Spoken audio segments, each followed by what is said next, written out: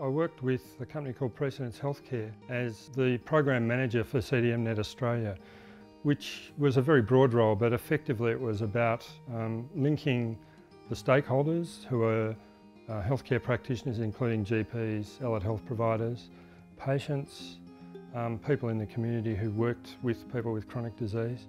I think health informaticians, one of the things that distinguishes them from other people who work in IT is some sort of clear and deep understanding of the healthcare system. You know, before I had cancer myself, I guess I had a mixed view of it. You know, A, it was a problem, but B, it was good that the treatments were improving.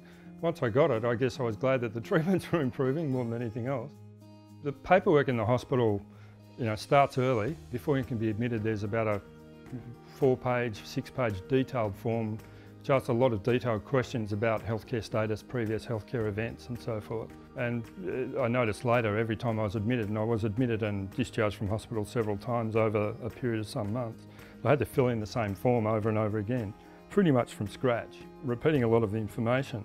But also, I was being asked to include information that had been recorded in previous hospital events in the same hospital.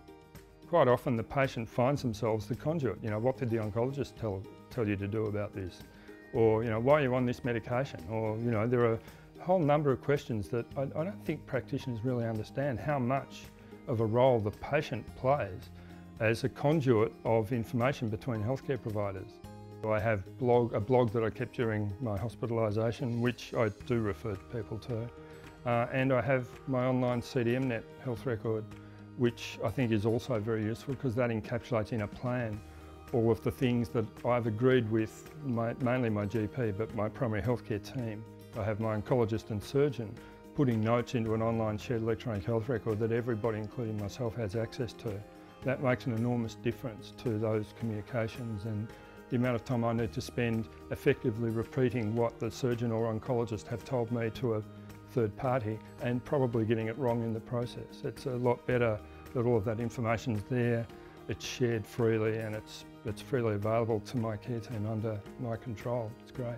Communication is the most important thing, that it's allowing all of the practitioners involved in a patient's care, whether that's doctors, allied health professionals and the patient, to be up to date with the communication of what's going on, what tests are planned, what the results of the tests are so far, how symptoms are going, so that communication's improved. It certainly makes it a lot easier for, if there's a universal system for, again, if patients move as well, if they move to a different city or different part of the town, if they're seeing different practitioners that they can log into and see what medications the patient's on, what all their results have been. That's another big difficulty, is when I see a new patient trying to track down all of that information. One of the solutions to that, in fact, is e-health, because it can help with the administrative issues around finding people, communicating between people about what's going on. It makes life a lot easier. I know where it is, it's all in one place. It's associated with the rest of my healthcare record and it's available to the rest of my care team. My view is that it won't happen unless patients start demanding it, really. And that's, you know, potentially a cause of friction with the healthcare professions, who I think feel under siege a bit from patients already with the internet and a whole lot of other things being demanded. There is definitely a role for patients to play in advocating the use of e-health.